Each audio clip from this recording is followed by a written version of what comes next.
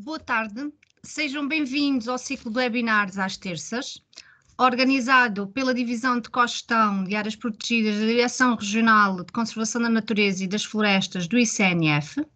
Agradecemos que desliguem as câmaras e os micros e informamos que este webinar está a ser gravado e que no final de cada intervenção existirá espaço para os participantes colocarem as suas questões. Hoje a sessão será dedicada à temática Restauro de Ecossistemas e contamos com dois oradores, Ana Mendes e Luís Grilo.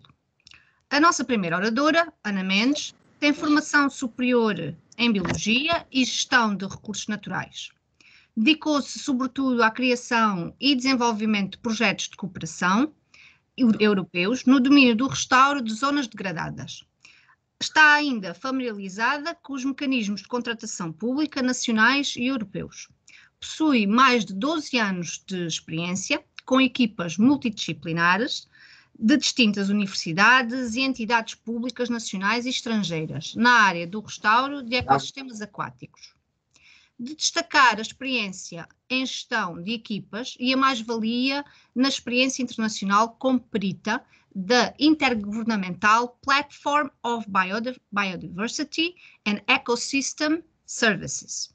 Recentemente tem vindo a coordenar a área de restauro, serviços de ecossistemas e biodiversidade da plataforma China-Europa para a Água.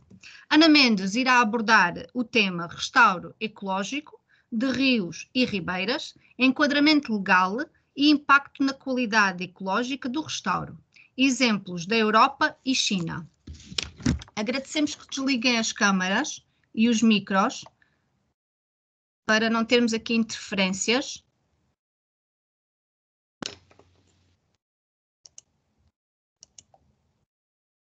Ana, quando quiser começar. Ok, muito obrigada. Antes de mais, boa tarde a todos. Muito obrigado pelo convite que me foi feito para fazer esta apresentação. Espero partilhar convosco alguns aspectos positivos. E vou desde já então começar a minha apresentação. Estou aqui a tentar. Oh, meu Deus. Já está a partilhar, Ana? Ok, sim. Tem agora só precisa aí de colocar em modo de apresentação e desativar aí os ecrãs. Ok, está bom assim? Ainda não está a aparecer aqui para nós. Está a aparecer, mas não está em modo de partilha ainda, Ana. Ok, então, como já está há algum tempo no meu, vamos esperar mais um bocadinho.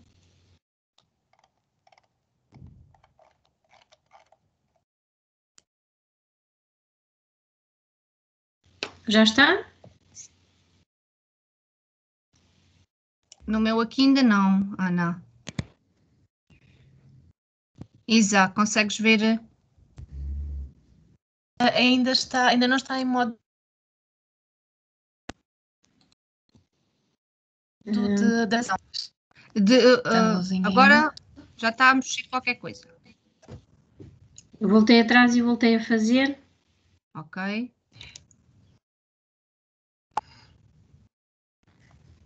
Despartilhe se calhar, Ana, e partilhe outra vez. Ok, está bem.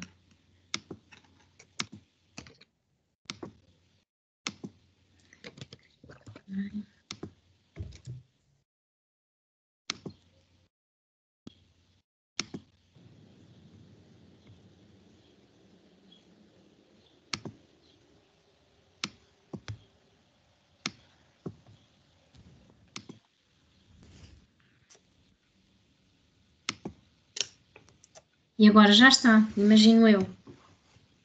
Aqui ainda não está em partilha, mas vamos aguardar um bocadinho. Agora já está. Mas aparece-me aqui no meu um ecrãzinho cinzento.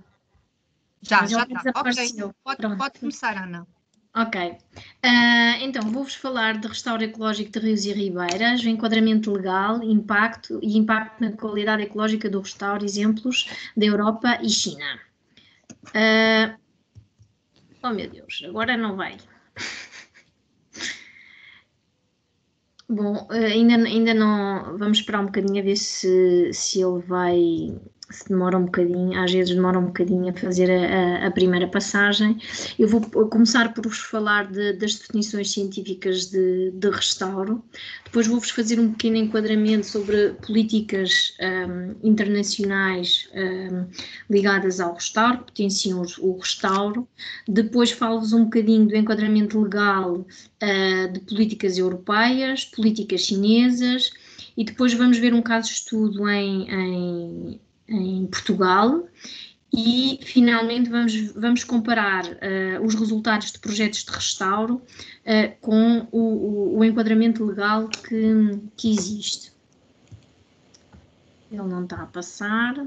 Então, Ana, se quiser, despartilhe, eu partilho o meu ecrã. Agora já está, pronto. Já? Pronto. Definições científicas de restauro ecológico, políticas internacionais catalisadoras de restauro, cá está, pronto. Relativamente às definições científicas de restauro ecológico, segundo a Sociedade para o Restauro Ecológico, o restauro é um processo de auxiliar na recuperação de um ecossistema que foi degradado, danificado ou destruído. Esta sociedade produziu um guia que tem como objetivo haver padrões de restauro em todo o mundo, para estarmos todos a falar do mesmo. Então, segundo esta associação, consideram-se 3 níveis de restauro ecológico: recuperação total, os atributos-chave do ecossistema são semelhantes aos do ecossistema de referência; recuperação parcial, os atributos do ecossistema melhoraram, mas não se parecem muito com os do ecossistema de referência; a manutenção do ecossistema são as atividades relacionadas após a recuperação total para interromper os processos de degradação ecológica que possam existir. Pronto. Há aqui uma linha que separa a reabilitação do restauro, e esta linha que a separa tem a ver com a viabilidade, ou seja, é ou não possível restaurar até ao habitat natural de referência, e também a intenção, porque nós podemos até poder fazê-lo, mas não termos intenção de o fazer por determinado tipo de constrangimentos. Pronto, segundo este sistema de classificação, a SER criou também 6 atributos-chave para medir o progresso do restauro, e começa por incluir a composição das espécies, tem presentes plantas desejáveis, animais desejáveis, e se por outro lado não estão presentes espécies não desejáveis. Cada um destes níveis que vocês veem aqui nesta roda de classificação tem descrições associadas que eu não vou entrar aqui em detalhe. Aqui queria apenas que vocês tivessem atenção que, segundo a SER, são então considerados estes 6 atributos. Temos a diversidade estrutural, se estão presentes todos os estratos da vegetação, todos os níveis tróficos, existe um mosaico espacial. Se temos então as funções de ecossistema de resiliência, recrutamento, produtividade e ciclo e existência de habitat disponível. Relativamente às trocas externas, se existem ligações entre habitats, se existem fluxos genéticos e fluxos entre as paisagens. A ausência de ameaças, estamos a falar de poluição, de espécies invasoras e de sobreutilização. Relativamente às condições físicas, estamos a falar das condições do substrato, das condições químicas e das condições físico-químicas da água. Relativamente às políticas internacionais catalisadoras de restauro, nós temos várias: o Plano para a Biodiversidade das Nações Unidas, a Convenção para a Conservação de Espécies, a Convenção da Diversidade Biológica, a Convenção sobre o Comércio Internacional de Espécies Ameaçadas, a Convenção de Ramsar, e entre outras. Vamos então ver nestes documentos como é que aparece a definição de restauro. Concretamente, na Convenção para a Proteção e Uso de Cursos de Água Transfronteiriços e Lados Internacionais, a conservação e restauro de ecossistemas de água doce é mencionada e que todos os signatários desta Convenção devem tomar todas as medidas apropriadas, incluindo o estabelecimento de objetivos e critérios de qualidade da água. Depois, na Convenção da Diversidade Biológica, falamos em reabilitar e restaurar ecossistemas degradados e promover a recuperação de espécies ameaçadas. E sempre era esse, 4,5 e 10? Convenção sobre espécies migradoras de animais selvagens, temos restaurar habitats das espécies que são importantes. A mesma coisa, mais ou menos, para a Convenção sobre o Comércio Internacional de Espécies Ameaçadas. E mesmo a Ana, só um Convenção de Ramsar, segundo. sim. Pedimos aos participantes que desliguem o micro, se faz favor. Eu já desliguei também. Ainda também, no caso da Convenção de Ramsar, também há mencionado garantir que o restauro das zonas úmidas é prioritário, porém, por incrível que vos possa parecer, não há uma definição explícita de restauro.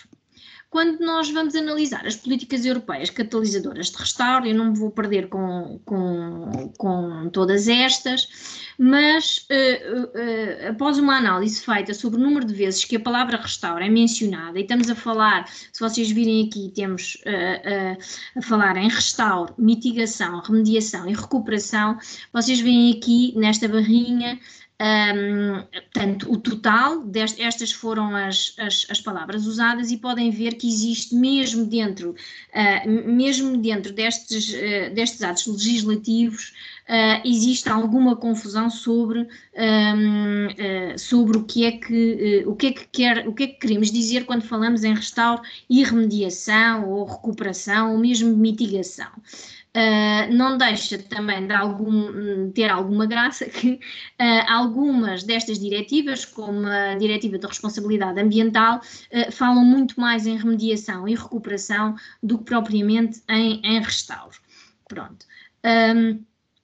Mesmo a Diretiva Quadro da Água, e sendo ela pioneira com critérios de referência, usa, sim, bastantes vezes o termo de restauro. Agora vamos então ver a definição presente nos atos legislativos europeus, e podemos ver que na maioria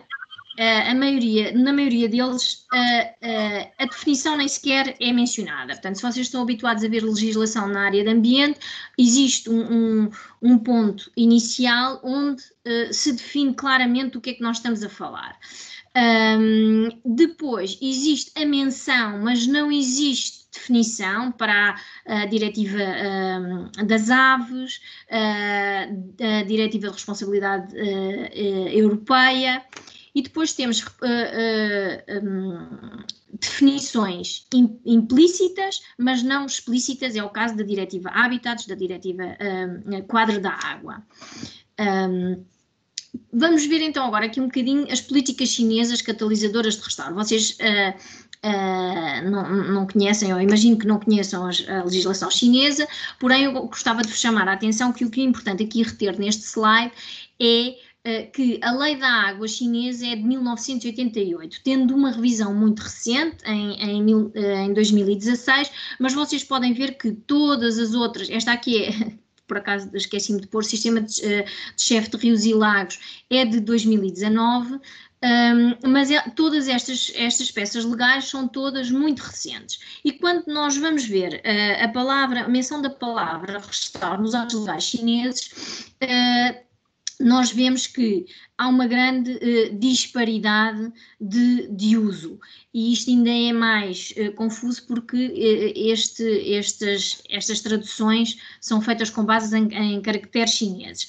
Há aqui, portanto, este é o último, é de 2015, e há então aqui uma grande promoção por parte da China em promover políticas de restaurativo, mas também, mais uma vez, mesmo no caso chinês, a definição de restauro é muito incipiente, está, na maioria dos casos, vinculada a características físicas, físico-químicas da água e do substrato. Portanto, não vai, e na ausência de poluição, e não vai muito além disto. Vou agora falar-vos de um caso de estudo na Europa, que é o Paúl da Goxa, que está localizado em Alpiarça. Este paúl é um habitat prioritário para a conservação, tem o habitat 91 é 0, no entanto apresenta também uma torfeira baixa, que é um habitat bastante raro na Europa e que a Câmara Municipal tem o objetivo de vir a classificar como reserva natural. Pronto, vocês podem ver nesta fotografia aérea que existe uma grande de 93, que existe extração de inertes no leito e queria chamar-vos a atenção que, além de existir extração de inertes, existe deposição depois de entulho e lixo no leito. Chamar a atenção aqui para esta zona toda, que vai estar na foto em 2003 já coberta com lixos e com entulhos. Este era o estado geral do paúl antes das intervenções. Portanto, podem ver, foi feito então um projeto com o objetivo de promover a reabilitação ambiental, nomeadamente, concretamente, desencadear a colonização da vegetação ripária natural e reabilitar as áreas de alimentação, descanso e reprodução das aves e fauna. E, paralelamente, promover a educação ambiental. Foi feito primeiro o levantamento não só de habitats, mas também de flora e fauna, qualidade da água, e depois foi feito então o planeamento. O maior problema que existia eram as pendentes verticais muito abruptas. Existia aqui uma profundidade de cerca de 5 metros, o que além de tudo era bastante perigoso. E portanto, fez-se um projeto para fazer o reperfilamento das margens e colocação de vegetação autóctone. Portanto, foram feitas ações de limpeza e reperfilamento do solo. Isto aqui já são os trabalhos finais. Foi feita a propagação de plantas nativas, no âmbito de um projeto europeu, de cooperação europeu. Foi feita a remoção de espécies exóticas e plantação de espécies autóctones. Aqui chama a atenção para o detalhe das cores, que facilitava com as várias espécies aos jardineiros poderem saber que tipo de planta e portanto, respeitar-se o planeamento que tinha sido feito. Posteriormente foi feita a monitorização, e verificou-se que a sobrevivência média depois de 9 anos foi de 70%, pese embora tenham sido registados alguns roubos, nomeadamente daquelas plantas que tinham maior valor, que eram os medronheiros e chopos, pelo menos foram aquelas que foram roubadas.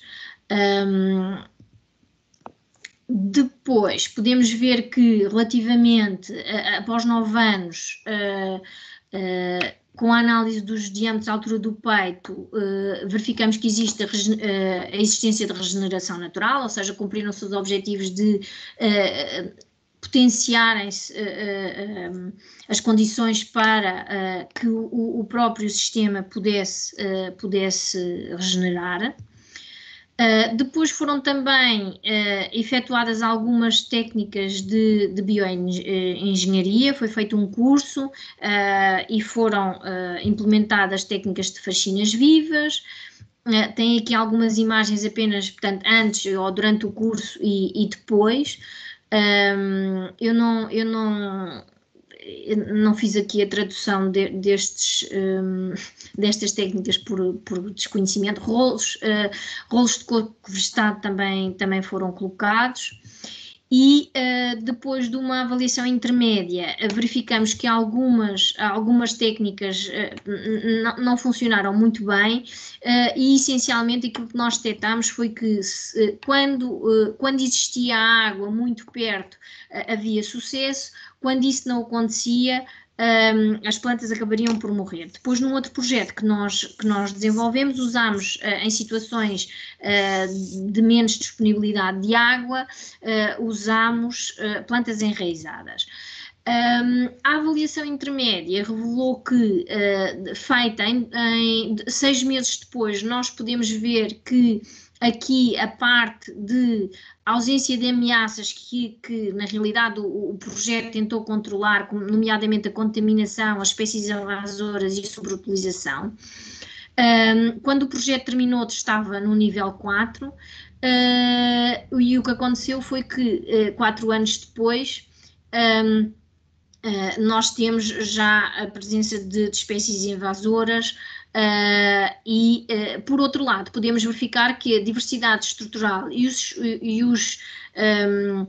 as funções de ecossistemas aumentaram bastante, o que quer dizer que, então, este projeto, em média, adquire uma classificação de 3 com ameaças adjacentes mitigadas e ameaças muito baixas de espécies exóticas invasoras, estabelecido subconjunto moderado de espécies nativas, características e algumas evidências da funcionalidade do ecossistemas iniciadas, melhor conectividade em evidência. Isto é a classificação de acordo com a SER. Ok, então temos aqui desde fevereiro a agosto de 2014. Foram também realizadas atividades de educação ambiental, concretamente a gincana da água, com maletas pedagógicas, a implementação de trilhos, a criação de histórias pedagógicas. Isto era um jogo que foi criado para, no pós, a visita, para as escolas poderem levar para a sala de aula os conteúdos e sedimentar tudo isto. Portanto, foi também desenvolvido um teatro pedagógico que depois foi encenado várias vezes pelas crianças do município e apresentado aos pais, como forma de sensibilização. Aqui temos os percursos interpretativos que foram montados. Bom, e depois, com o empenho da autarquia, alicerçado sobretudo no gestor da reserva do Cavalo de Sorraia, o Pedro Ferreira, e os voluntários, o professor Joaquim Nascimento e o Pedro Branco, iniciou-se depois, mais tarde, um novo ciclo de atenção para o PAU, que tem vindo a dar frutos. Foi feita novas plantações, nova limpeza, colocação dos trilhos. Isto são imagens já do local, aquele local são do professor Nascimento, são imagens que foram recolhidas no espaço que vocês viam, que era aquela lixeira com aquele entulho todo e aquele lixo. E vocês podem ver aqui uma comparação entre a fotografia aérea antes, em 90 e em 2004, e aqui atualmente. Saíram algumas notícias, esta aqui é no Mirante, mas existem também alguns programas do Biosfera. E depois, finalmente, gostava de partilhar convosco que, por também motivação e empenho do professor Nascimento, do Pedro Branco e do Pedro Ferreira, foi possível recolher estas imagens e, através também da Junta de Freguesia, foram compradas 2 câmaras para se tentar monitorizar a fauna. E, curiosamente, como os webinars às terças, podemos aprender com os colegas e envolver outros elementos na equipa, concretamente o Pedroso do Instituto MED, da Universidade de Évora, para desenvolvermos também um protocolo para inventário e estimativa de abundâncias de outras espécies. Vou agora apresentar-vos, vamos tentar ver aqui um bocadinho a comparação dos normativos legais que eu vos fiz a apresentação no início, com estes casos de estudo. Foi feito um inquérito online sobre restauro, que foi direcionado tanto a entidades europeias como chinesas. e aqui eu vos peço para, se tiverem tempo e se estiverem envolvidos em algum projeto de restauro, é um inquérito que é moroso, não vou dizer que não, mas que é muito importante que seja feito e que todos contribuam, por isso, se puderem, agradeço que vão e que vejam. Bom, vamos então aqui ver a avaliação que foi feita. Quando olhamos para a ausência, peço desculpa de algumas partes dos slides estarem em inglês, quando olhamos para a ausência de ameaças, e temos aqui a vermelho a China e a Europa, nos projetos que foram responder a este inquérito online, nós verificamos que ou temos o tudo ou nada, não é? Não se conseguem retirar as ameaças, pese embora na Europa temos aqui já projetos entre os 3 e as 5 estrelas. Quando olhamos para as condições físicas, vemos que a China se centra sobretudo ali por volta dos 3, a média será por volta dos 3, e a Europa consegue já ter projetos com maior abundância por volta dos 3, entre os 2 e os 3. Relativamente à composição de espécies, há aqui então algo que é curioso, que é a Europa já tem 3, 4 e 5, enquanto que a China obtém sobretudo para este critério 2 ou 3 estrelas. Para a diversidade estrutural temos exatamente mais ou menos o mesmo padrão. Para as funções de ecossistemas, agora parece que a Europa se aproxima um pouco da China, aqui um bocadinho a Europa também a aproximar-se da China, a tentar aqui sair, e depois, quando nós vamos então analisar para a média dos projetos que tiveram a amabilidade de preencher o inquérito online, nós verificamos uma coisa curiosa, que é, na Europa, a ausência de ameaças, as condições físicas, composição das espécies e estrutura têm sempre 3 ou mais, não é? Mas depois, para funções de ecossistemas e trocas externas, não existe legislação sequer e, portanto, nós também não fazemos, ou seja, não existe legislação, não existe regulamentação, não é necessário e quem é obrigado a fazê-lo, obviamente não o faz. Curiosamente, quando olhamos aqui para a China, o engraçado é que atinge-se o 3, mas atinge-se o 3 apenas e só para ausência de ameaças e condições físicas. Porquê? Porque a China está ainda no início portanto, dos processos de controle de poluição e, portanto, a legislação para já centra-se sobretudo para controle de poluição e para controle de condições físicas. Pese embora comece a existir algum esforço relativamente à composição das espécies e à diversidade estrutural, ou seja, ela já é mencionada no último 5-year plan e em documentos ligeiramente anteriores que falam sobre este assunto. Então nós temos que, para a Europa, temos 3 estrelas para a ausência de ameaças, condições físicas e composição de espécies, 4 estrelas para diversidade estrutural e 2 estrelas para funções de ecossistemas e trocas externas.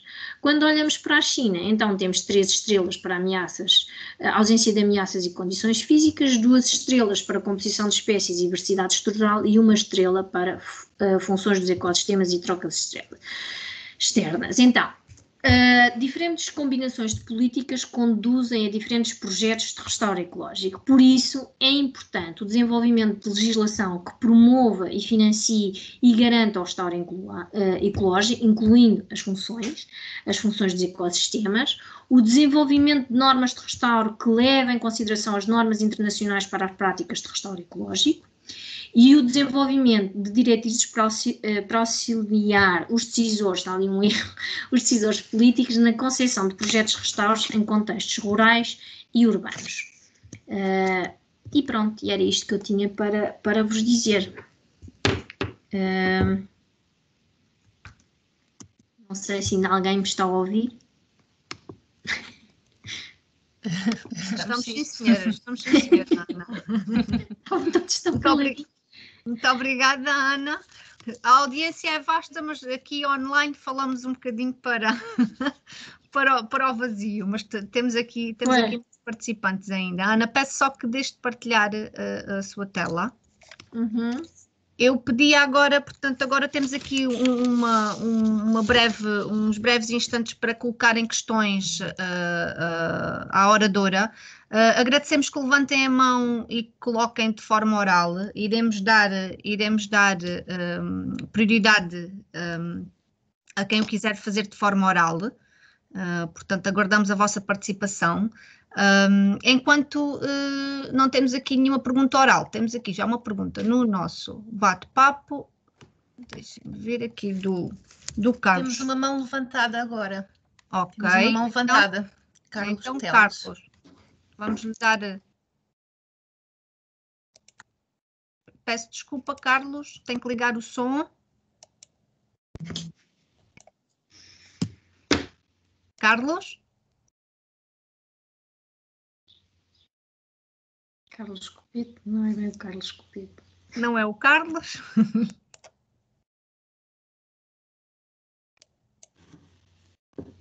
Estou? Carlos, quiser colocar a questão? Tenho que ligar o som, se conseguir. Parece que pode haver alguns problemas. É só ligar o som? Avança, Alexandra, com a pergunta do bate-papo. Era do Carlos. Pois. Era do Carlos mesmo, que está a tentar aqui colocar a questão aqui oralmente. Entretanto, se tivermos mais algumas perguntas...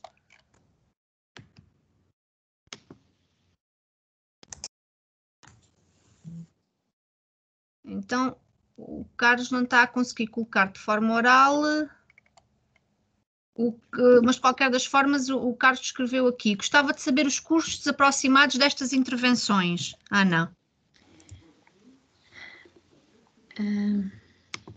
Bom, então é assim, os custos aproximados.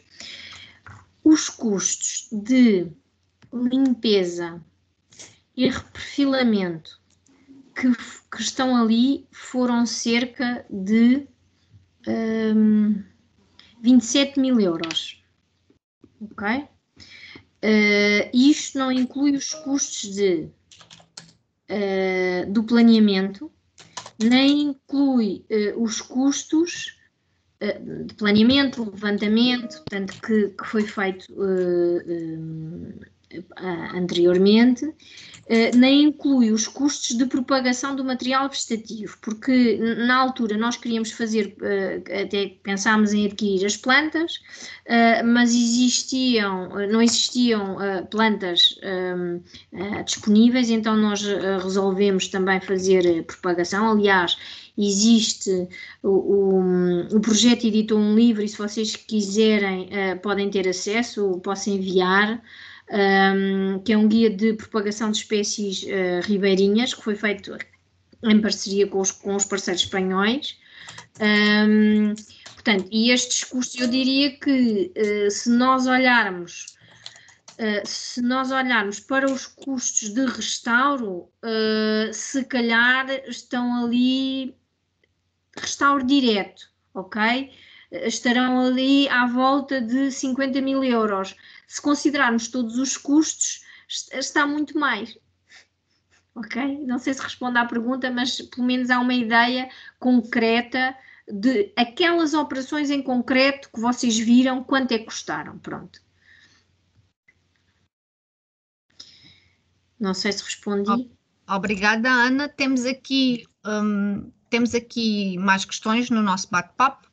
A Marina Rodrigues apresentou um exemplo de projeto de reabilitação. Qual a diferença entre os conceitos de restauro e reabilitação no seu entender? Bom,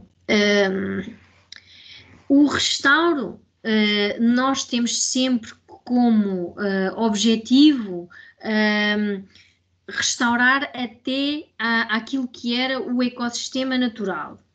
Uma reabilitação é quando nós conseguimos com que todas as funções do ecossistema estejam a funcionar, não é? Mas já não é aquilo que é, ou que era o habitat original, o ecossistema original. Há aqui é assim, a reabilitação é até ao máximo que é possível. Nós podemos falar ainda de mitigação quando estamos a fazer restauro. Aqui neste caso nós chamamos-lhe, e eu mostrei-vos um caso de reabilitação. Pronto, de reabilitação, mas na realidade se formos a analisar cientificamente, é um projeto de mitigação, porque é impossível voltar àquilo que era, porque aquilo levou ali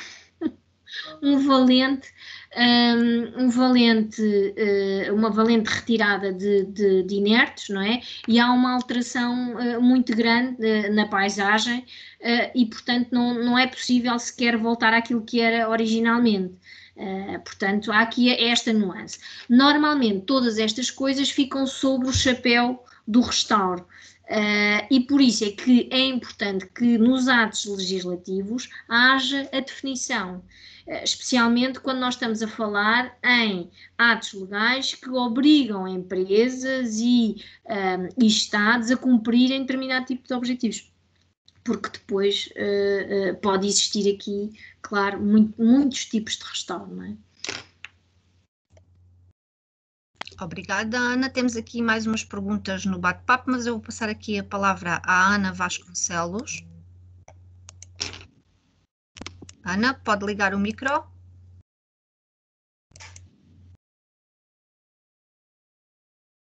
Ana, só precisa de ligar o micro, veja lá se consegue. Estão a falar comigo? Não. Não, com a Ana Vasconcelos, que levantou aqui a mão, mas nós não estamos a ouvir. Então, vamos ver se conseguimos resolver aqui a questão. Vamos passar aqui outra pergunta. Temos aqui mais uma pergunta do Frederico Carvalho.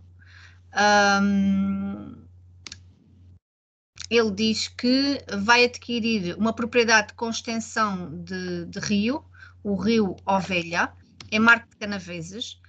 Tenho toda a minha margem para recuperar. Está abandonado com mato. Há alguma dica do que posso ler? Por onde começar? Eu posso ficar se calhar com o seu contacto e posso enviar-lhe um dos guias que ainda está disponível. Posso lhe enviar também o link para uma comunicação que já vou procurar.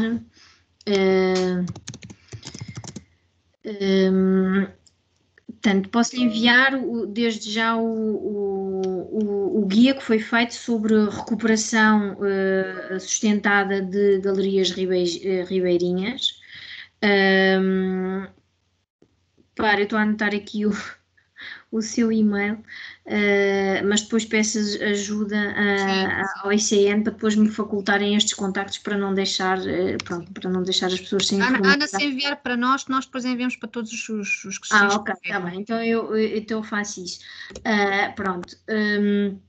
Onde pode ter essa informação, também pode fazer, se tiver paciência e interesse para fazer a propagação de algumas espécies ribeirinhas, que algumas serão mais complexas, outras nem tanto, e o guia auxilia bastante a fazê-lo, como fazê-lo, e tem essa informação. De qualquer das maneiras pode ficar com o meu contacto e pode entrar em contacto comigo, posso ajudar e disponibilizar-me para ajudar. Ok, então passamos aqui a Ricardo Souza. Gostaria de saber quais os parâmetros físicos associados ao substrato do curso de água que podem ser avaliados nestas ações de recuperação, para além das baterias de testes físico-químicas ditas standard. São feitos normalmente, eu acho que isso era um bom tema para um outro webinar, só esse assunto dava um webinar sobre as características não só dos substratos, mas também as características da morfologia dos leitos, mas tem É normalmente feito uma avaliação não só do tipo de substrato, mas também do tipo de corrente, do local, ou qual é que é o rio, onde é que ele se encontra, portanto, são uma série de características um bocadinho complexas para entrarmos agora aqui em detalhe. Mas pronto. Ana, temos aqui o João Duarte. Gostava de saber, para fazer o restauro de uma galeria ripícola, ribeira, em Rede Natura 2000, é necessária alguma autorização? É assim, para se intervir em Rede Natura 2000 ou em ribeiras, é preciso autorização, sim, e sendo em Rede Natura 2000, portanto, essas autorizações são pedidas, eu julgo, à RH, e depois, no caso de ser Rede Natura, depois à RH, a Administração da Região Hidrográfica, onde se encontra, e entrará em contacto com o ICN para ver quais são as medidas. Senão, de facto, está sujeita a contraordenação. Portanto, talvez o melhor, ou o meu conselho, será entrar em contacto com a RH para poder, até porque as ARHs têm também algumas fichas formativas para quem pretende fazer este tipo de ações, e pronto, que são importantes, não é? Porque é importante proceder, por um lado, à limpeza e restauro, não é? Porque existem determinado tipo de funções que é importante salvaguardar.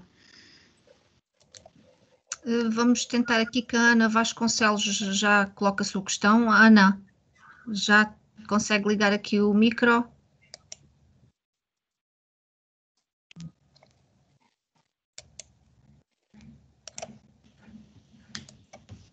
Já está ligada, Ana. Ana? Já tem som. Ana Vasconcelos? Está-nos a ouvir, Ana? Não, estamos aqui com algum problema aqui no som da Ana. Vamos aqui com Ana. O som já estava ligado, mas não a conseguimos ouvir. Ana, se conseguir colocar pelo chat, tente colocar pelo chat a pergunta. Obrigada. Então temos aqui agora o António Ferreira. As técnicas utilizadas para restauro ou reabilitação dos muros ou barreiras, qual foi a mais eficaz? Foi feita numa zona já classificada como reserva natural? Obrigada. Não. Portanto, isto não era uma zona já classificada como reserva natural. A Câmara Municipal de Alpiarça pretende vir a fazer a classificação atual do PAU. E agora vou partilhar um bocadinho da experiência, não tem a ver com este projeto. Se pretende fazer um muro vegetado, aconselho sempre a que, não estou a ver a zona, obviamente, a menos que seja no norte, talvez, e aí pode ser no Gerês, talvez, ou seja, pelo menos nessas zonas onde chove bastante, ou talvez nos Açores também não haja esse problema. Mas aconselho que em zonas mais áridas que se usem plantas enraizadas, portanto é feita por Ana, é no estuário do Rio Sado. No Sado, pronto. O ideal, de facto, é usar, e se vai fazer em muro, use plantas vegetadas, porque nós fizemos isso depois na Ribeira de Odiloca, e usámos já plantas vegetadas e o sucesso é muito maior. Pronto, se as plantas não vão ficar enraizadas em água, ou melhor, se as estacas não vão ser colocadas junto a um foco permanente de água, então é melhor de facto usar plantas enraizadas, porque lhes dá mais capacidade para se adaptar, sobretudo nos primeiros anos. Temos aqui mais uma pergunta da Ana Alves. Eu relembro a todos aqueles que nos deixaram o António pergunta, e se forem em Muros de Maré? Em Muros de Maré não tenho muita experiência, mas se for Muros de Maré, tenho que usar, obviamente, plantas que estejam adaptadas à variação das marés, não é? E agora tenho que ver que tipo de vegetação que tipo de vegetação vai usar. Se quiser, pronto, ficaram aí com o meu e-mail, pode enviar-me um e-mail com a vegetação ou com a zona, com um bocadinho mais de detalhe, porque assim é um bocadinho difícil, de facto, poder dar uma resposta mais adequada. Nós temos aqui mais uma pergunta, mas antes de ler a pergunta, eu queria dizer a todos os participantes, estou aqui a deixar os e-mails, a todos aqueles que se inscreveram, nós temos o vosso e-mail e iremos reunir aqui a informação, tanto da apresentação como alguns elementos que a nossa oradora tem estado a mencionar, e enviaremos para toda a gente, portanto, para todos aqueles que se inscreveram. Portanto, não será necessário, caso se tenham inscrito, deixarem aqui o vosso e-mail aqui no nosso chat. Obrigada. Agora temos aqui mais uma pergunta da Ana Alves. Gostaria de saber quais os estudos que foram necessários para a implementação do projeto de reabilitação, além do levantamento topográfico. Que estudos é que foram feitos? Foram feitas análises à água. Porquê? Porque vocês não veem, mas eu podia ter mostrado. Aquilo tem uma lixeira que está selada e nós tínhamos que nos assegurar que ela estava efetivamente selada e que não era um problema. Felizmente está selada. Foram feitos esses levantamentos. Foi feito também levantamento da flora e vegetação do Paulo todo, porque toda aquela zona estava muito degradada, portanto, e com esse levantamento aproveitou-se para designar as zonas de recolha dos pés-mães que serviram por base à propagação. Foi também feito levantamento da fauna, como os peixes, macroinvertebrados, aves, répteis, anfíbios. Portanto, tivemos especialistas a trabalhar nestas diversas áreas. Agora, num projeto de restauro depende sempre, dos recursos que nós temos e o que é que queremos fazer, não é? É um bocadinho do que é que nós podemos fazer. É óbvio que é importante reunirmos o máximo de elementos necessários, não é? Mas às vezes podem não existir condições e há ainda assim algumas alternativas. Há também algumas medidas de restauro passivo que permitem que o ecossistema acabe por regenerar por si só. Agora depende do problema. Muito obrigada, Ana. Temos aqui ia dizer aqui a Ana Vasconcelos, já conseguia colocar aqui a pergunta. A Ana Vasconcelos pergunta o seguinte: queria voltar a instigar a oradora a falar um pouco em termos práticos, o que é giro e necessário. Temos hoje em dia muitas linhas de água sem vegetação ribeirinha, foi sendo retirado, sobram sobreiros, tojo, afins. E hoje não há condições para se instalar as ribeirinhas. Está aqui uma Ok. Como começar? Com que espécies, com que estruturas vamos fazendo a instalação de diferentes espécies progressivamente? Bem, é assim, depende muito da zona, não é? Porque nós podemos ter, por exemplo, ribeiras, e isso acontece muito no nosso país e muito na zona do Alentejo e Ribatejo, em que existe pastoreio e o pisoteio pelo gado leva a que uma boa parte da vegetação e da regeneração natural da vegetação ripária não aconteça. E, portanto, nesses casos nós podemos utilizar a tal regeneração passiva e podemos, por exemplo, vedar o acesso e deixar apenas pontos concretos para o gado beber água, porque normalmente e para se refrescar, não é? Porque também nestas zonas faz muito calor no verão. Portanto, estas são algumas medidas passivas, mas Olhando ali para o aspecto concreto e prático, há situações em que não é preciso fazer reperfilamento das margens e pode-se dar uma ajuda com plantação de espécies ribeirinhas. Não é? E isso é um processo mais rápido do que se estivermos à espera que haja recrutamento natural. Mas temos que ter em atenção que as primeiras coisas a fazer é controlar os fatores de perturbação. Não é? Pronto. Portanto, se eu agora vou imaginar um bocadinho porque desconheço a zona, se eu tiver uma ribeira que tem alguma perturbação de pisoteio, e que acaba por estar despida de vegetação ripária, pois aí é bastante simples, é mais simples, porque estamos a falar apenas de perturbação que está a impedir a vegetação, o desenvolvimento da vegetação ripária, não é? Agora, se for obras mais complexas, como o caso desta, há de facto a necessidade de haver intervenção com maquinaria pesada, e isso já envolve outro tipo de objetivos. Por outro lado, numa abordagem mais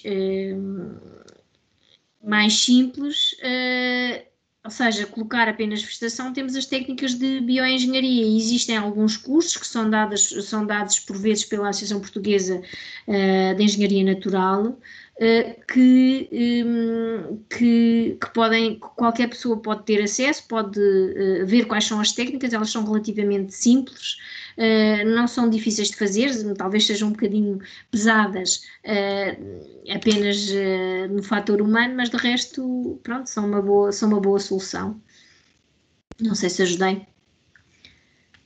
Muito obrigada, Ana.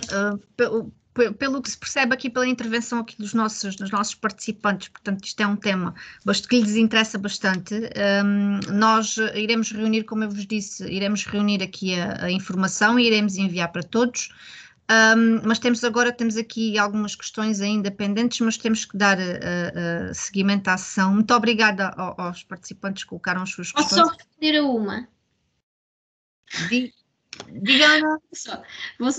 Posso só responder aqui a uma pergunta? Que esta eu respondo, que tem a ver aqui com o caniço. Nós tivemos esse problema aqui em Alpiar. Já agora, só um momento, Ana, que eu leio aqui a questão.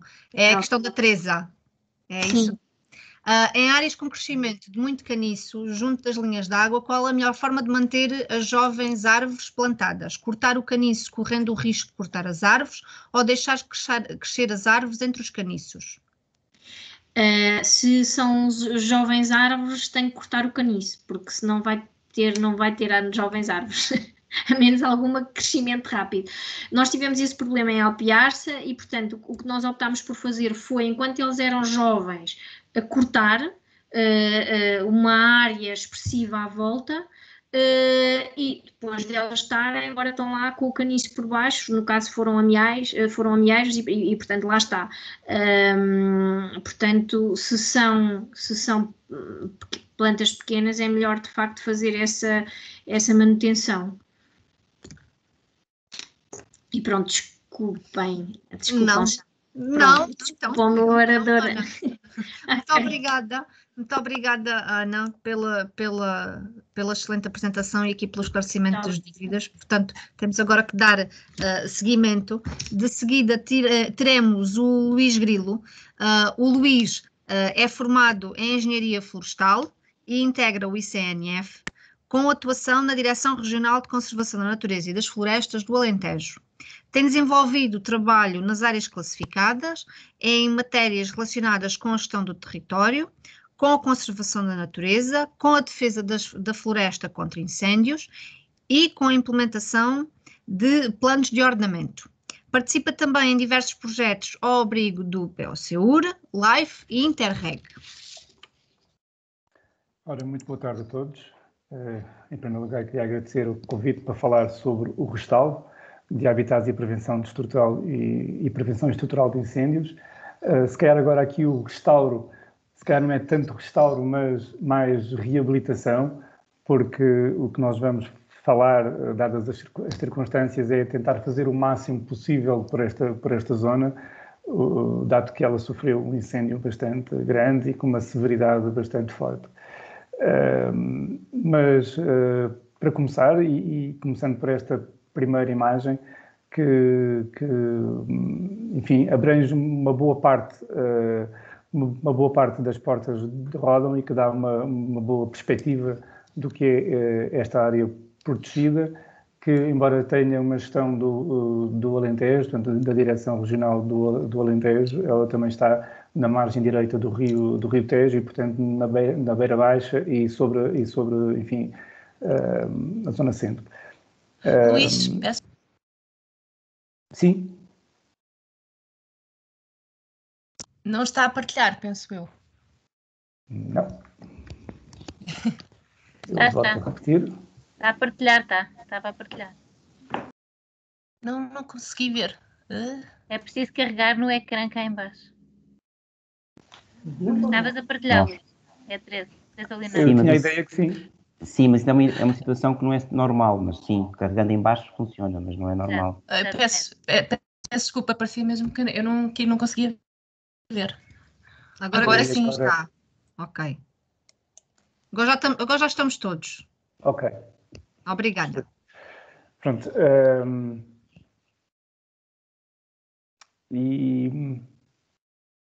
E pronto, e nesta circunstância tem uma perspectiva bastante interessante sobre uma parte das portas de Ródão e que, e como estava a dizer, tem a ver também, portanto, tem digamos, uma parte que não está do Alentejo, que está do lado da Beira Baixa. Esta área protegida já data de 2009 e realmente abrange esta zona de serra que conflui para aquelas cristas quartzíticas que afunilam ali no Rio Tejo, que afunilam ali o Rio Tejo, abrangendo, enfim, todas estas escarpas e todas estas zonas muito rochosas numa área, enfim, quase igual, quer do lado de Vila Velha de Ródão, quer do lado de Denisa, que não chega no seu total aos 1000 hectares. Toda esta zona aqui na margem esquerda, não sei se conseguem ver o cursor, espero que sim. Em toda esta margem esquerda tem, portanto, enfim, para quem já visitou, para quem não visitou, convém se calhar fazer essa visita, porque é muito interessante. Tem uma zona de conhal, de pedra rolada, que teve a ver com uma exploração mineira de ouro da época romana. Esta é uma zona que, enfim, que é de fácil acesso, quer do lado de Nisa, quer do lado de Vila Velha de Ródão, até porque do lado de Vila Velha, mesmo numa das portas de Ródão, na porta de Ródão da margem esquerda, temos aqui o Castelo do Rei Uamba, que é um monumento nacional que é facilmente acessível e tem uma paisagem muito interessante sobre o rio e sobre as cristas. E é precisamente nesta zona de cristas que se desenvolvem, ou que está, que aparece um conjunto de espécies também que podem ser facilmente observáveis, de espécies de aves, claro que podem ser facilmente observáveis, visto que residem na maior parte do ano nessa zona. Do lado do Alentejo, o Monumento Natural integra ainda a Rede Natura 2000, portanto, sobretudo é a Zona Especial de Conservação de São Mamede e também faz parte do Geoparque Natura Tejo da Meseta Meridional. Isto em ambos os concelhos. Em termos de flora, esta zona tem algumas particularidades, portanto, para além da questão do zimbro, dos juníperos oxicedros, que está nestas escarpas, e não só nas escarpas, mas também em todas as outras áreas, porque ele surge, regenera entre os pinhais, entre os olivais, em muitas outras áreas, desde que estejam com algum abandono, ou pelo menos não tenham uma produção agrícola ou pecuária muito intensiva ou muito intensa, ele acaba por não é fácil, mas acaba por regenerar, e por isso temos um pouco por todo o lado, não só dentro das portas de Ródão, mas também à sua volta, várias zonas com zimbros até de grandes dimensões e com alguma regeneração natural. Acompanha este zimbro, ou melhor, este habitat é acompanhado por muitas outras espécies, desde o medonheiro, a aroeira, o sanguinho, enfim, um conjunto de espécies que se pode verificar não só ali, mas também noutros sítios, embora a sul do Tejo, o zimbro, esta espécie de zimbro praticamente só se encontra nesta zona. Daí que tenha feito um esforço bastante grande para se fazer uma intervenção de restauro ou de reabilitação desta área, visto que também não é uma situação muito fácil de recuperar. Em termos de flora, há uma espécie que foi recentemente encontrada, que é a Andriala ragusina, que é uma espécie que está classificada como em perigo. Portanto, é mais uma espécie da flora que vem, de alguma forma, mostrar como é interessante esta zona. Em termos de habitats, e aquele que é o habitat por excelência aqui da zona, os matagais arborescentes e também todos os outros que estão depois englobados no habitat, que são os matos termomediterrâneos. Aqui podemos encontrar duas séries de vegetação, uma mais ligada aos zimbros com sobreiros e a outra mais ligada às azinheiras com o zimbro. Dependendo das circunstâncias climáticas, ora surge uma, ora surge a outra. Em termos de fauna, como estava a dizer há pouco, nas cristas, e não só nas cristas, mas também em árvores, porque a águia perdigueira, a águia de Bonelli faz o ninho, fazia antigamente numa das rochas, mas depois foi expulsa, entre aspas, e faz agora numa árvore. Há um conjunto de espécies que nidificam ali, portanto, obviamente que a colónia de grifos é sem dúvida que reside ali praticamente o ano inteiro e, portanto, é facilmente verificável eles a chegarem aos ninhos e a saírem dos ninhos, portanto, deste mirador que eu falei ao início, do lado de Vila Velha de Ródão, é muito fácil de verificar e de observar. Sim, mas há um conjunto de espécies, por exemplo, o grifo de Rupel, que também surge, e o britango, que penso que seja das zonas a sul do país que tenha esta espécie, que é um grifo diferente, que habita também, ou que reproduz-se ali nas portas de Ródão. Em termos de património cultural, também é uma zona muito diversificada, dado que, enfim, tem desde pinturas rupestres, um pouco tapadas pelo rio, mas até à época romana, como falei, da questão dessa mina, dessa exploração de ouro, e também, enfim, um conjunto de estruturas que foram feitas para a invasão francesa, enfim, para de alguma forma combaterem as invasões francesas que passaram por aqui. E esta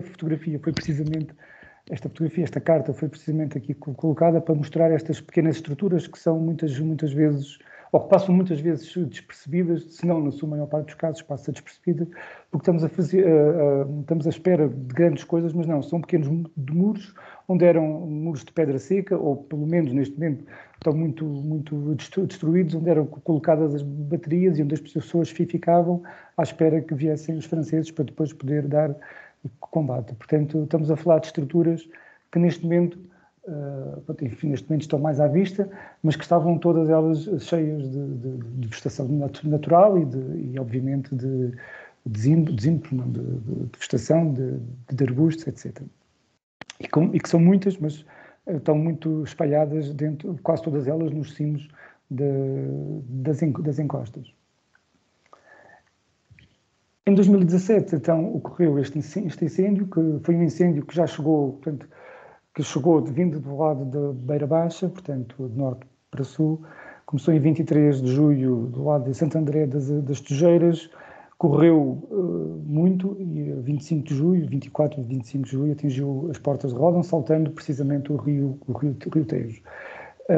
Esta é uma imagem que foi cedida pelo município de Denisa, tirada de um drone pouco tempo depois, onde dá para ter uma perspectiva ou pelo menos uma perspectiva parcial, claro, das portas de Ródão, como ficou, e até dá para perceber as zonas de maior intensidade ou de maior severidade do incêndio e do grau de afetação que trouxe esta parte. Portanto, digamos que 70% da área, para terem uma ideia, 70% da área ardeu. Portanto, não foi muito fácil de fazer este combate e acabou por ter aqui não só porque o combate produziu alguns danos, portanto, o fogo em si produziu muitos danos nas árvores que não responderam bem, muito pelo contrário, quase todas as árvores afetadas, ou a maior parte das árvores afetadas, até aquelas que foram chamuscadas em mais de 50% do que nós temos vindo a observar, que muitas vezes acabam por morrer. E todas as outras que levaram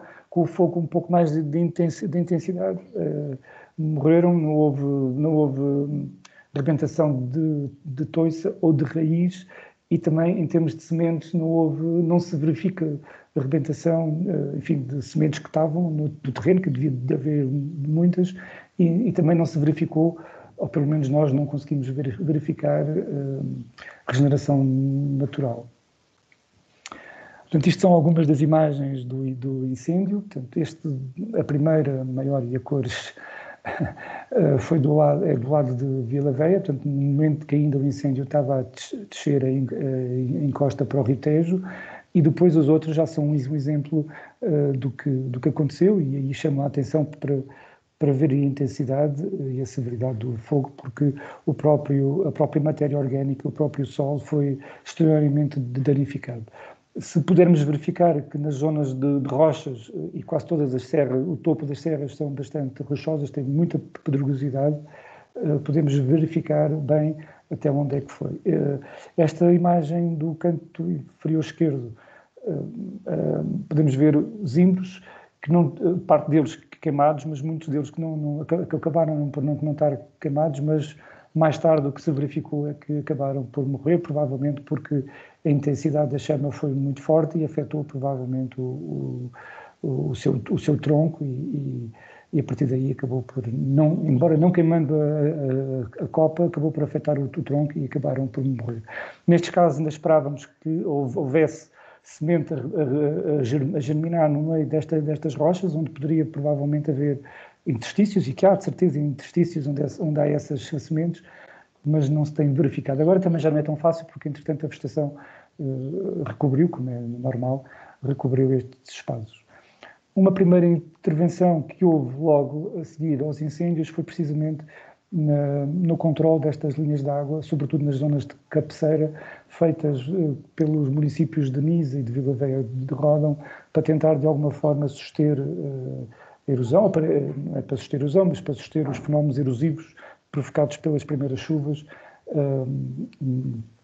que depois acabam por aprofundar muito mais estas linhas de água e de levar muitos sedimentos. Portanto, digamos que nos topos das serras, no primeiro terço superior das serras, foram cortadas árvores e foram dispostas pela curva de nível, portanto foi feito um encordoamento pela curva de nível, de forma a evitar, ou pelo menos a mitigar, que essa situação se repetisse, ou que se pudesse ocorrer. A posteriori, e dada a importância dos juníperos, do habitat dos juníperos, portanto, houve então uma proposta de projeto de restauro, de reabilitação, depois do incêndio, e também a criação de uma equipa de agentes florestais, dita CNAF, que é uma equipa que é partilhada com o Tejo Internacional e que desenvolve trabalhos nesta zona. Portanto, foi feita uma candidatura ao POCUR, num valor total de cerca de 158 mil euros, e que está a ser ainda implementada. Portanto, ela começou nos finais de 2019, já um pouco tarde, mas dadas as condicionantes, as condições em termos de concurso, não foi possível avançar mais cedo. Portanto, esperamos terminar a intervenção agora este ano ainda, 2021. Estas áreas foram as áreas aqui desta trama, eram as áreas, enfim, de zimbro, as áreas que nós podíamos, não era embora sim tivessem zimbro, matagal de zimbro, muitas delas tinham outras espécies, como o pinheiro bravo, como sobreiros, etc.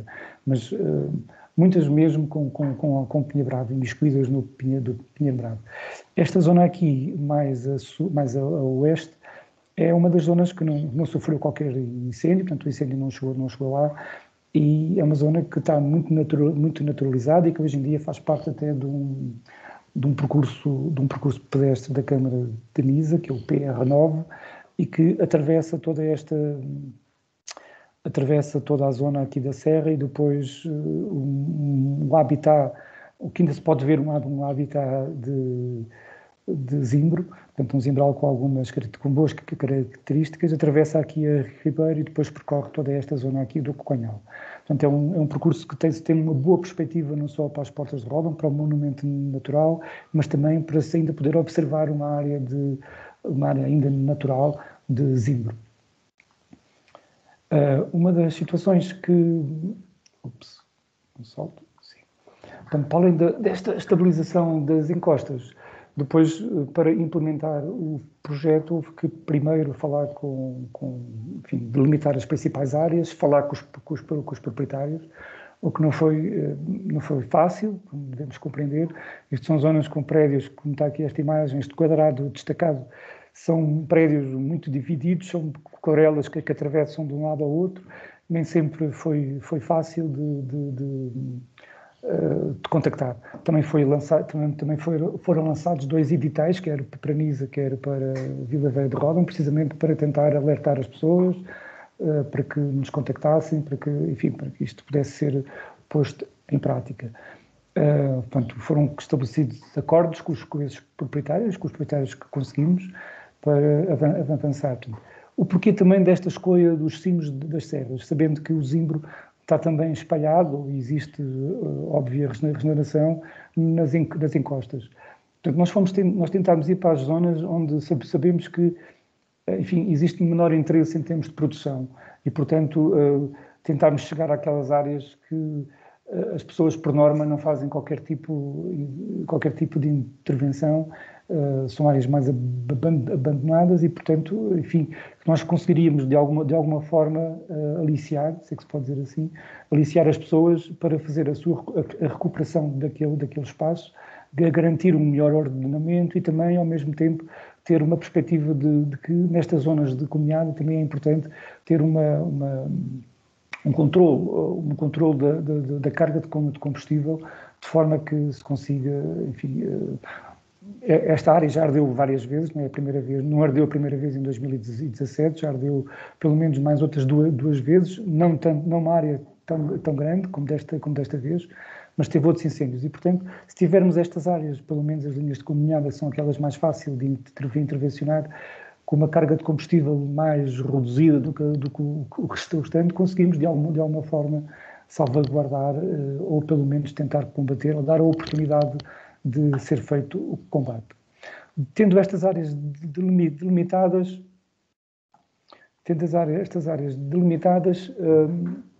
e ao mesmo tempo procedeu-se à recolha das sementes de zimbro e como se pode ver aqui nesta fotografia, na mesma planta podemos ter bagas, ou podemos ter bagas, quer muito duras, um castanho quase com um vermelho castanhado muito duro, a outras um pouco avermelhadas, um pouco mais moles, e depois as outras completamente verdes.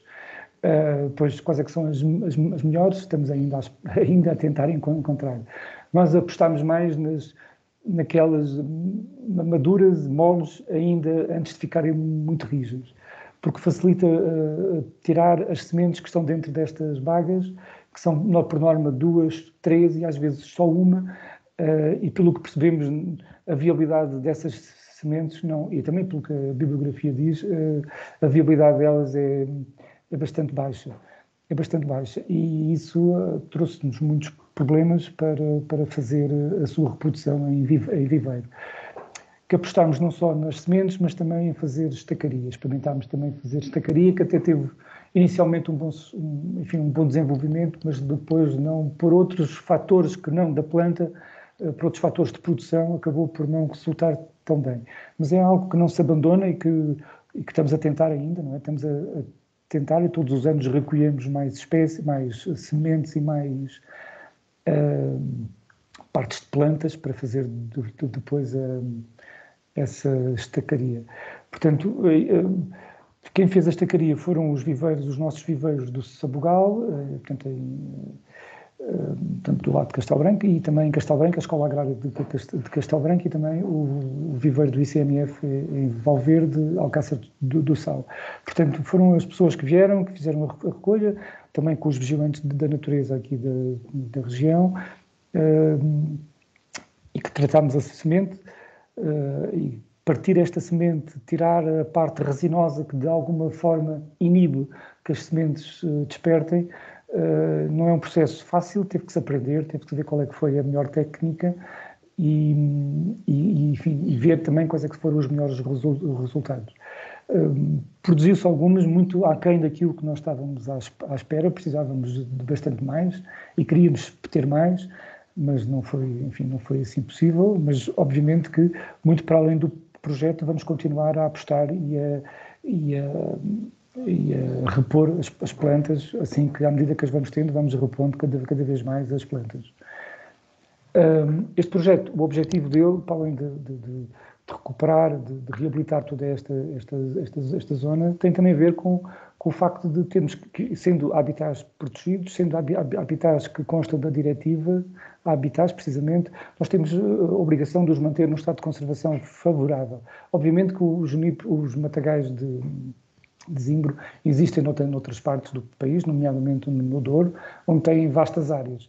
Mas aqui só existe esta, praticamente, e, portanto, vimos na obrigação de fazer tudo para que, enfim, se consiga recuperar o que seja recuperável e, sobretudo, talvez isso seja a parte mais positiva, é dar condições para que aquilo que se plantou, ou por germinação, por regeneração natural, seja possível a vir ocupar novamente este espaço e até, se calhar, de uma forma mais ordenada, visto que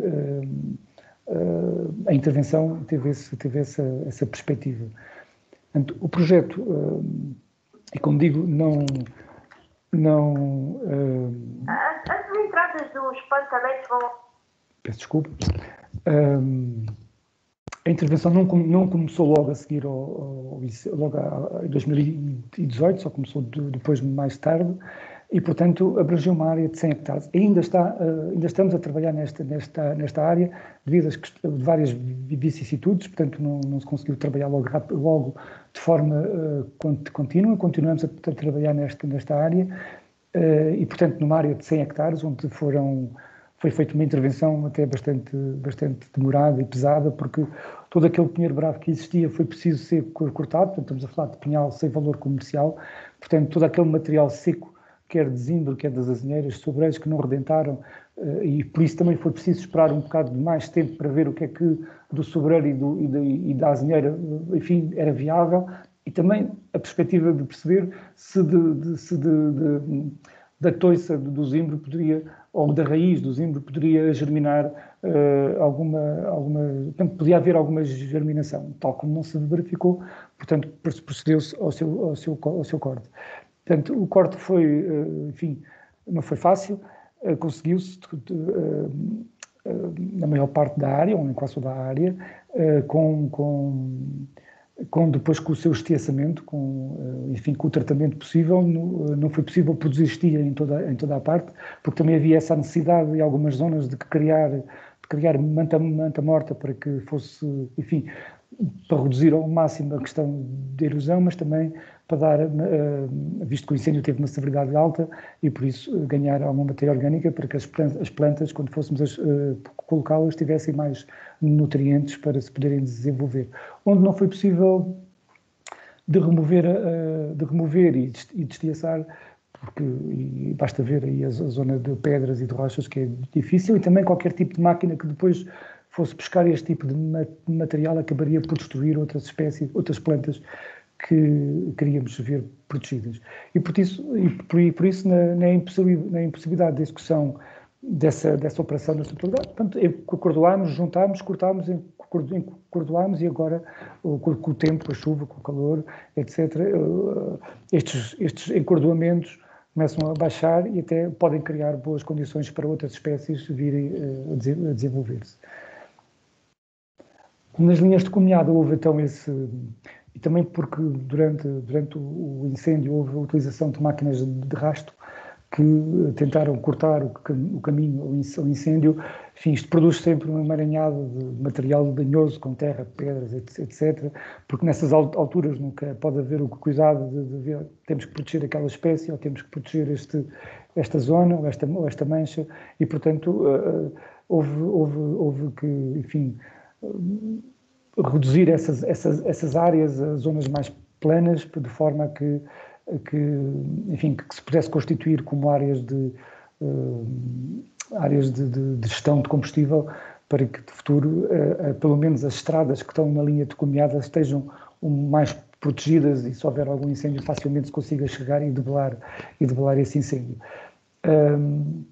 Estas áreas foram plantadas também, claro, embora com uma densidade mais menor, né, com zimbro. Nós tentámos fazer sempre uma plantação de zimbro, uma linha que não tem charrua, portanto isto foi apenas com plantação manual, portanto cova, né, plantação à cova. Portanto foi com uma linha de zimbro, uma linha de sobreiro, uma linha de azinheiro, uma linha de medronheiro. Nos sítios foi plantação, noutros sítios foi adensamento, noutros sítios optámos até por semear, porque eram zonas com muita rocha e acabámos por semear. Em vez de estarmos a plantar, acabámos por semear e deixar as plantas já para zonas com mais terra, com melhor solo. Portanto, isto são depois zonas onde esta CNAF, esta equipa do ICNF, partilhada com o TEG Internacional, vai ajudar a gerir e a manter. Portanto, um exemplo do material que depois teve que ser estiaçado, portanto, foi uma das pias de madeira sem valor económico, que foi, enfim, reduzida depois a estia. Esta plantação não foi nos 100 hectares, claro, foi uma plantação ao longo de 50, que vamos chegar ao final deste ano com esses 50 hectares feitos, não contínuos. E temos aí um aspecto da plantação e de regeneração natural, aqui no canto inferior direito, no meio do mato, acaba por ter alguma regeneração natural. Esta pequena árvore que está aqui não tem mais do que 4, 5 anos, dado que estas que estão dentro do tabuleiro são árvores com 2, 3 anos. São as primeiras árvores que nós produzimos e penso que tenham 3 anos. Isto, no primeiro ano a germinação é uma coisa muito pequenina e depois sim vai haver um crescimento um bocadinho maior.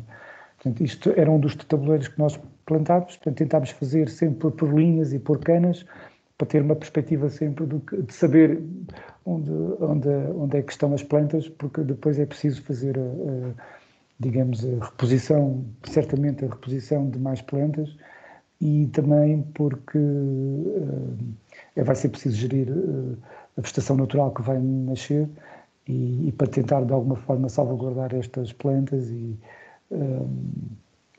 também, como disse, a questão da carga de combustível. Ao mesmo tempo, toda a regeneração natural de arvoredo, sobretudo de quercínias, não tanto de zimbro, porque tentámos não mexer no zimbro, mas mais de quercínias, tudo aquilo que foi possível de recuperar e de conduzir, portanto estamos a falar por norma de arvoredo jovem, foi feito e foi conduzido.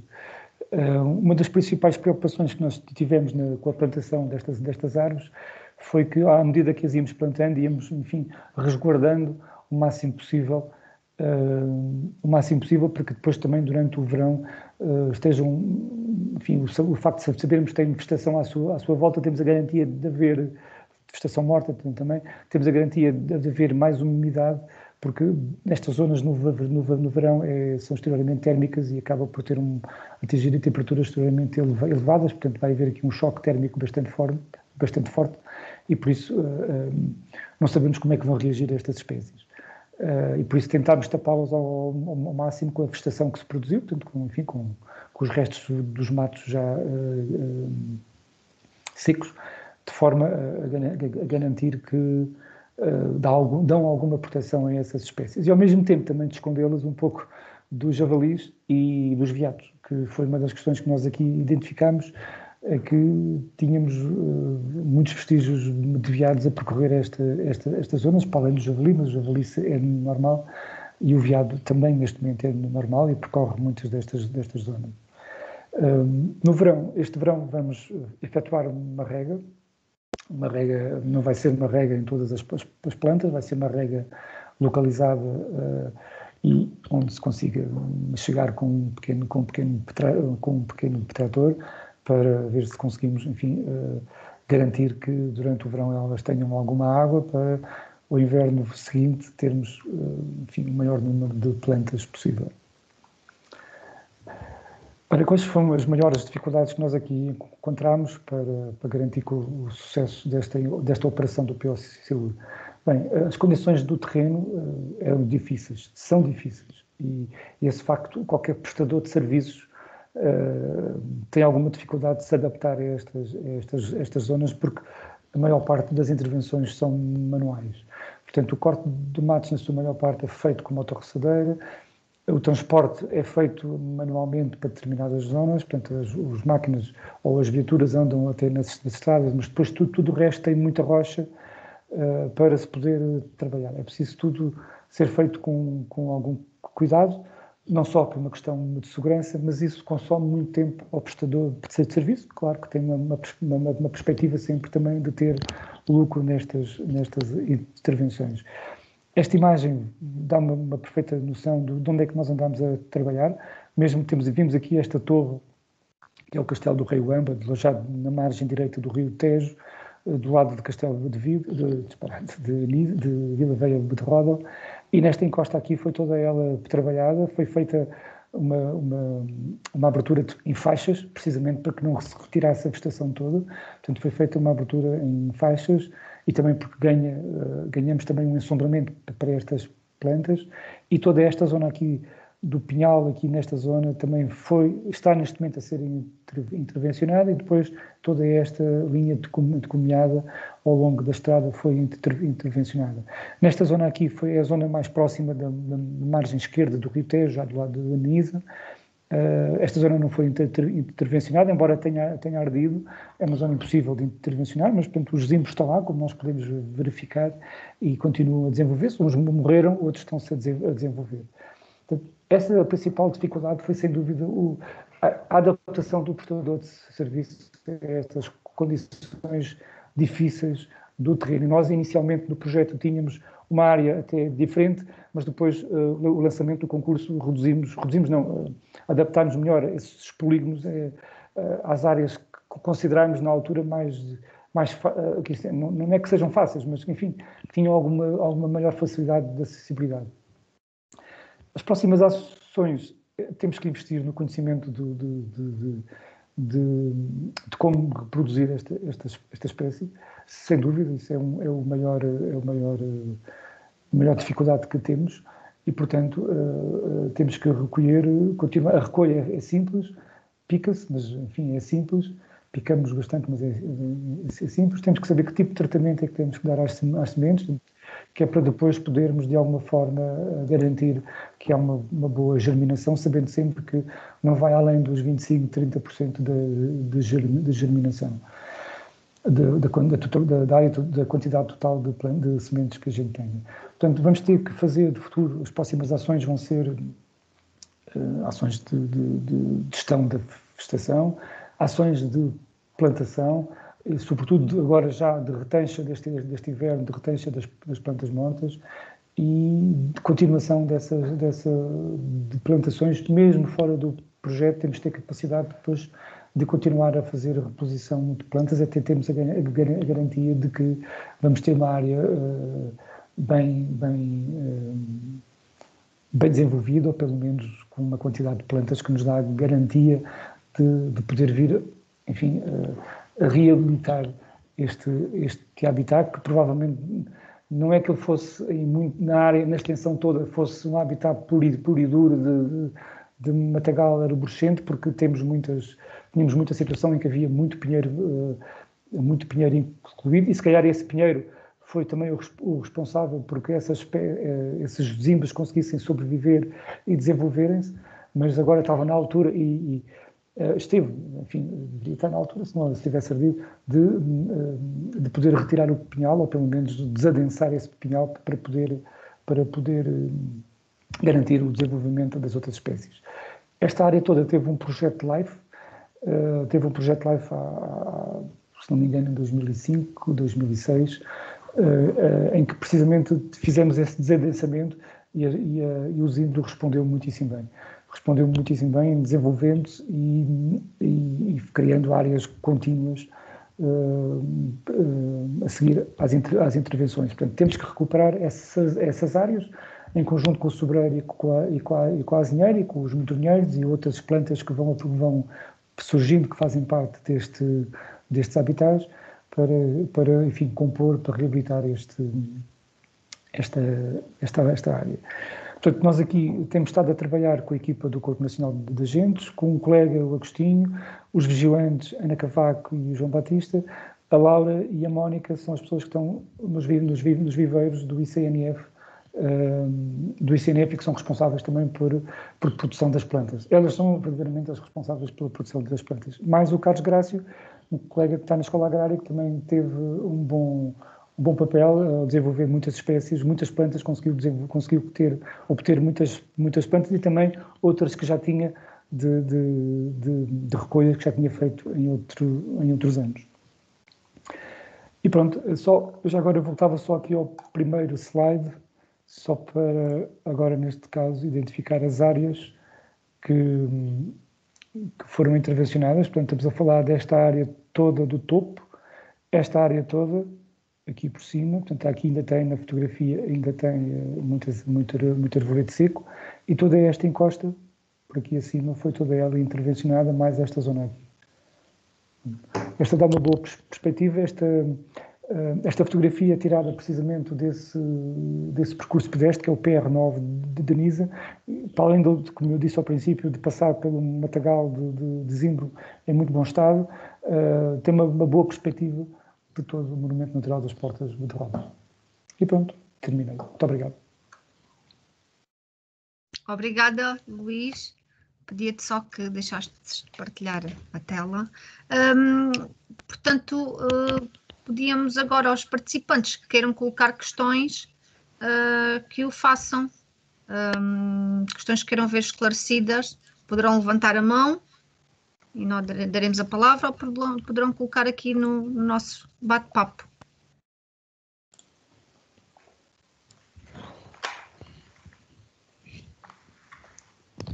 Temos aqui uma questão da Cristina Marques, que, Luís, tenho uma propriedade perto, é possível obter plantas de zimbro? Nós gostaríamos muito de dar plantas de zimbro, mas não temos mais plantas de zimbro. Todas aquelas que temos neste momento estão colocadas no terreno. Provavelmente no próximo ano, porque temos uma fornada de zimbro para sair, supostamente, se tudo correr bem, no próximo ano, e sim, no próximo ano estamos a falar em outubro, novembro, ou então em janeiro, fevereiro, se tudo correr bem, sim, certamente, se houver possibilidade, claro que sim. É deixar o contacto que depois, ou contactar naquela altura, é mais fácil, se calhar, contactar-nos nessa altura e relembrar-nos disso, é mais fácil assim. Temos aqui o Manuel Leal da Costa. Qual a melhor forma de envolver e interessar os proprietários da zona envolvida na colaboração para o sucesso desta plantação? É uma boa pergunta e por isso nós fizemos os acordos e batemos às portas de quem conseguimos. Precisamente, muitas das pessoas que nós contactámos há anos que não iam aos prédios, que não conheciam, houve pessoas que nos disseram que tinham lá um olival, que nem se lembravam de ver lá o olival, mas que o olival já desapareceu há muitos anos. De qualquer forma, nós temos estado a trabalhar com a ZIF, porque esta zona está dentro da ZIF, se não me engano, Ribeira de Denisa, e portanto temos trabalhado com essa ZIF para contactar os proprietários, e esta intervenção é uma delas, isto é, nós estamos a fazer toda a intervenção a custo zero para os proprietários. Claro que temos a perspectiva de restaurar ou de reabilitar aquele habitat, mas de alguma forma estamos a gerir também o prédio destas pessoas todas. Claro que não estamos a gerir o prédio todo, estamos a gerir um bocadinho do prédio, porque se vocês repararam, os prédios, a configuração dos prédios é perpendicular às linhas de comunhada. Portanto, a nossa intervenção abrange dezenas de prédios, um bocadinho de cada um deles. é o que foi possível, para não estarmos também a beneficiar mais um do que o outro. Portanto, o nosso critério foi a linha de comunhada, é onde estavam também mais os zimbos e, de qualquer forma, a intervenção é custo zero. Envolvê-los mais é continuar a garantir que a questão de não plantarmos sozinho, de plantarmos também sobreiro e azinheira, vai também ao encontro daquilo que muitas vezes os proprietários querem. Mais o sobreiro do que a azinheira, claro. Mas vai nesse sentido também, portanto, de podermos estar a garantir que tem dali, daqui a muitos anos, claro, tem dali alguma mais-valia com a cortiça. Sofia Bernardino pergunta: para a submissão da candidatura foi necessário identificar todos os proprietários e limites dos prédios? Sim, para a candidatura nós tivemos que identificar, não conseguimos identificar os proprietários todos. Não foi possível, há pessoas que não se conseguiram encontrar. Por isso foi lançado um edital para garantir que tínhamos, enfim, uma cobertura legal para fazermos essas intervenções. Mas sim, contactámos muitos proprietários e tivemos que fazer alguns acordos, os acordos com eles para garantir que tivéssemos essa autorização e para garantir também que no futuro a situação consiga ter alguma consequência. Não é?